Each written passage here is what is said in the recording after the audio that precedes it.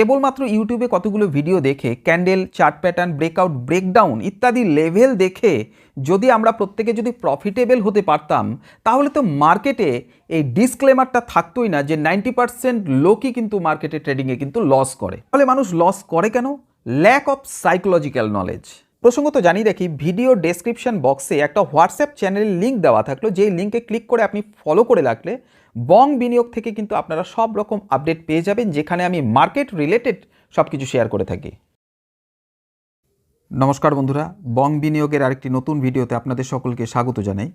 আজকে আমার আলোচনার বিষয়বস্তু মার্কেট সাইকোলজি।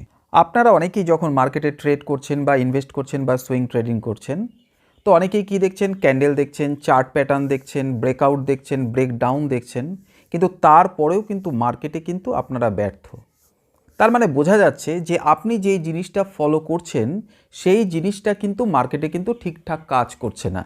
তার মানে এই নয় যে আপনার দক্ষতার অভাব রয়েছে, হয়তো আপনার দক্ষতার কোনো অভাব নেই, কিন্তু আপনি যেই জায়গাটায় পিছিয়ে রয়েছেন বা যেই জিনিসটা আপনি ফলো করছেন না, আপনার সেই সেটআপের সাথে আপনি কিন্তু এই মার্কেট সাইকোলজিটা কিন্তু এতদিন যুক্ত করেননি।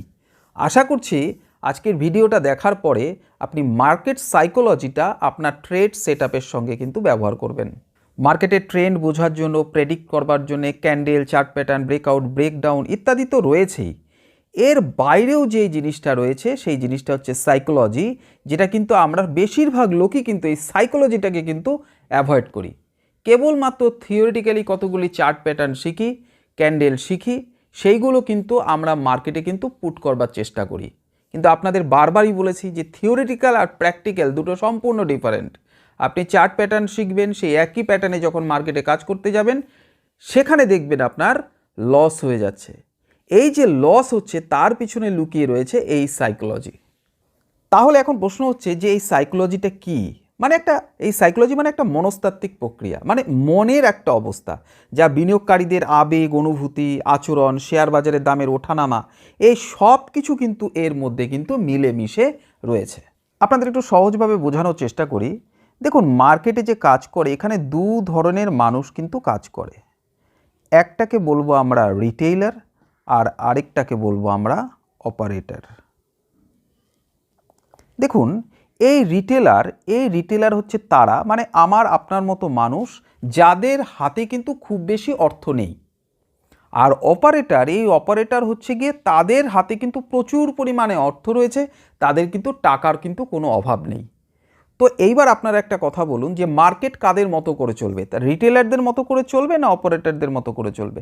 অবভিয়াসলি অপারেটরের মতো করেই চলবে। অপারেটররা নিজেদের মতো করে কিন্তু এই মার্কেটটাকে কিন্তু পরিচালনা করে। এই অপারেটররা সবসময় কিন্তু এই রিটেলারদের কিন্তু ট্র্যাপ করার চেষ্টা করে। রিটেলার যত বেশি ট্র্যাপ হবে, যত বেশি লস হবে, অপারেটরদের প্রফিট তত বেশি। তাহলে আপনি যতদিন একজন রিটেলারের মতো কিন্তু ট্রেড করতে থাকবেন ততদিন কিন্তু আপনি লুজার। যেদিন আপনার মাইন্ডসেটটা আপনি অপারেটরের মতো তৈরি করতে পারবেন সেদিন থেকে কিন্তু আপনি কিন্তু প্রফিট করতে থাকবেন। সাপোজ মনে করুন মার্কেটের মুভমেন্টটা ঠিক এরকম। তাহলে আপনি দেখলেন এখানে হায়ার হাই তৈরি করতে করতে আস্তে আস্তে কিন্তু মার্কেট কিন্তু ওপর দিকে যাচ্ছে। তাহলে আপনি কি করলেন? এইখানে একটা কিন্তু ব্রেকআউট লেভেল পেয়েছেন। তো অবভিয়াসলি আপনি মনে করছেন যে হায়ার হাই এই ফরমেশন ক্রিয়েট করতে করতে কিন্তু আস্তে আস্তে ওপর দিকে যাচ্ছে। তাহলে এখানে আপনি কি করলেন? একটা বাইং পজিশন তৈরি করলেন, এবং ব্রেকআউটের পরে সেটা রিটেস্টের পরে সেটা আস্তে আস্তে ওপর দিকে যায়, এটা কিন্তু আমরা সবাই জানি। বা আপনি যদি এখানে যদি কোনো পজিশন নাও তৈরি করেন, তাহলে এখানে তো অবভিয়াসলি আপনি এই রিটেস্টের সময় কিন্তু একটা পজিশন তৈরি করবেন। আপনি কি দেখলেন? যে এই মার্কেটটা সরাসরি এখান থেকে এইখানে হয়তো একটা মুভ নিয়ে আসার পরে এইখানে এরকমভাবে চলে এলো। তাহলে রিটেলার যারা রয়েছে সবাই কিন্তু এখানে কিন্তু পজিশন বানাবে আমার আপনার মতো যারা রয়েছে। কিন্তু এখানে অপারেটররা কি করলো? এই মার্কেটটাকে পুরোপুরি ডাউন করে দিয়ে আপনার কিন্তু স্টপ লস কিন্তু হিট করিয়ে দিল। তাহলে এখন প্রশ্ন হচ্ছে, যখনই এই ধরনের কোনো ট্রেন্ড তৈরি হবে, তাই ব্রেকআউটের পরে সবসময় কি সেটা নিচের দিকেই চলে আসবে? না, নিচের দিকে নাও চলে আসতে পারে। তাহলে সেটা আস্তে আস্তে ওপর দিকেও চলে যেতে পারে। আপনি হয়তো এখানে পজিশন তৈরি করলেন, খুব সুন্দর একটা ভালো প্রফিট করলেন। তাহলে এখন প্রশ্ন হচ্ছে যে আগের জায়গায় ছিল নিচের দিকে চলে এলো, এখন আমি বললাম যে আবার ওপর দিকেও চলে গেল, সেটা কেন হলো? দেখুন, যে এই জায়গাটা এসে আপনার যে মাইন্ডসেট, মানে আপনি যেটা ঠিক করে রেখেছেন যেটা মার্কেটটা ওপর দিকে যাবে, এবং কোনো ক্রাইটেরিয়া ফুলফিল করার জন্য অপারেটররাও কিন্তু এইখানে কিন্তু একটা সি পজিশন, মানে আপ মুভের পজিশনই কিন্তু এখানে কিন্তু তৈরি করছে। তার মানে রিটেলারদের মাইন্ডসেট এবং অপারেটরদের মাইন্ডসেট কিন্তু এখানে মিলে গেছে, তাই কিন্তু মার্কেটটা কিন্তু আস্তে আস্তে ওপর দিকে গেছে। তা আপনি ভাবলেন যে আপনার অ্যানালিসিস একদম পারফেক্ট এবং আপনার উইন হলো, মোদ্দা কথায় কিন্তু তা নয়। অপারেটরদের সঙ্গে আপনার মাইন্ডসেট মিলে গেছে, তাই আপনি প্রফিট করে বেরোতে পেরেছেন। কিভাবে পজিশন বানাবেন? দেখুন, আপনি যখন মার্কেটে কাজ করেন নিশ্চয়ই আপনি কোনো একটা স্ট্র্যাটেজি ফলো করেন, সেটা ক্যান্ডেল হতে পারে, চার্ট প্যাটার্ন হতে পারে, ব্রেকআউট ব্রেকডাউন লেভেল হতে পারে। তাহলে কেবলমাত্র সেই স্ট্র্যাটেজিতে অন্ধবিশ্বাসের মতো বিশ্বাস করলে কিন্তু হবে না, আপনাকে এর সাথে যেটা যুক্ত করতে হবে সেটাকে বলবো আমরা সাইকোলজি। যখন এই সাইকোলজি আপনার এই ট্রেডের সাথে আপনি ইনক্লুড করবেন, সেদিন থেকে আপনি প্রফিট করতে শুরু করবেন। কখনোই কোনো পজিশন আপনার স্ট্র্যাটেজির ওপরে অন্ধবিশ্বাস করে সেখানে পজিশন তৈরি করা উচিত না, আবার পুরোপুরি সাইকোলজির ওপরেও কিন্তু ডিপেন্ড করা উচিত নয়। কারণ সাইকোলজি কিন্তু অনেক সময় কিন্তু আপনাকে বিভ্রান্ত করতে পারে। তাহলে আপনাকে কি করতে হবে? আপনি যেই স্ট্র্যাটেজি ফলো করেন সেটাই ফলো করুন, কিন্তু তার সাথে এই সাইকোলজিটা কিন্তু আপনাকে ইনক্লুড করতে হবে। সেটা কিভাবে সেটাও আপনাদের বোঝাচ্ছি, লক্ষ্য করুন। ধরুন 1 আওয়ার এই টাইম ফ্রেমে আপনি দেখলেন যে মার্কেট কিন্তু আস্তে আস্তে নিচের দিকে আসছে, মানে একটা নেগেটিভিটি কিন্তু ইম্প্যাক্ট রয়েছে। তো মার্কেট আস্তে আস্তে নিচের দিকে আসার পরে দেখলেন যে মার্কেটে এইরকম একটা কিন্তু ট্রেন্ড কিন্তু তৈরি হয়েছে। তাহলে আপনি কি করলেন যে এই জায়গাটা দেখলেন কিন্তু একটা সাপোর্ট লেভেল কিন্তু তৈরি হয়েছে। তাহলে আপনার মনে চার্ট প্যাটার্ন দেখে কি কাজ করছে, কি মনে হচ্ছে আপনার এই জায়গাটা, যে এই জায়গাটা এই লেভেলটা টাচ করার পরে, মানে সাপোর্ট লেভেলে আসার পরে এটা আস্তে আস্তে কিন্তু ওপর দিকে যাবে। এবং এই চার্ট প্যাটার্নটা আমরা ধরে নিলাম একটা 3 মিনিটের চার্টে এটা আমরা অ্যানালিসিস করছি। তাহলে একটা হচ্ছে 1 আওয়ার টাইম ফ্রেমে আমরা দেখলাম যে মার্কেটে কিন্তু নেগেটিভিটি ইম্প্যাক্ট রয়েছে, এবং 3 মিনিটস এই টাইম ফ্রেমে গিয়ে আমরা দেখলাম যে এখানে কিন্তু মার্কেট কিন্তু একটা সাপোর্ট নেওয়ার চেষ্টা করছে। তাহলে এই সাপোর্টটা যখনই আপনি নেবেন, তাহলে অবভিয়াসলি আপনি কিন্তু তখন কিন্তু ট্রাই করবেন এখানে কিন্তু একটা বাইং পজিশন তৈরি করার, এবং হয় আপনি এখানে না এখানে, এবং মার্কেট যখন আরও উপরে যাবে তখন এই জায়গাগুলোয় কিন্তু আপনি অবশ্যই কিন্তু পজিশন নেবেন। কারণ তখন আপনার মধ্যে একটা জিনিস সাইকোলজিক্যাল একটা ইম্প্যাক্ট হবে, সেটাকে বলবো আমরা ফোমো বা ফিয়ার অফ মিসিং আউট। আপনি ভাবছেন যা আপনার পজিশন আর নেওয়ার মতো সময় কিন্তু আপনি পাবেন না, মার্কেট কিন্তু আস্তে আস্তে ওপর দিকে চলে যাবে, কিন্তু অ্যাকচুয়ালি কিন্তু সেটা হবে না। আপনি 1 আওয়ার টাইম ফ্রেমে দেখলেন নেগেটিভিটি ইম্প্যাক্ট রয়েছে, তাই 3 মিনিটস টাইম ফ্রেমে আপনি কিভাবে এটা ভেবে নিলেন যে মার্কেট এখান থেকে ওপরে যাবে? অন্য কোনো যদি কনফার্মেশন আপনার কাছে না থাকে, তাহলে এই ধরনের চিন্তাভাবনা থেকে বিরত থাকা উচিত। তাহলে এখানে কি করবে? আপনি রিটেলার, আপনি এটা ভাবলেন ওপর দিকে যাবে, কিন্তু অরিজিনালি কিন্তু তা হবে না। কি হবে? আপনার এইখান থেকে এই পর্যন্ত, এই লেভেলটা পর্যন্ত যাবে, যেখানে আপনি যখন কোনো পজিশন তৈরি করবেন আপনার পোর্টফোলিওতে কিছুটা প্রফিট দেখাবে, এবং আস্তে আস্তে এসে এইখানে স্টে করবে এবং পুরোপুরি সরাসরি নিচে চলে আসবে। তাহলে এইখানে এই যে আপনাকে ট্র্যাপ করলো, কারা ট্র্যাপ করলো? অপারেটররা ট্র্যাপ করলো।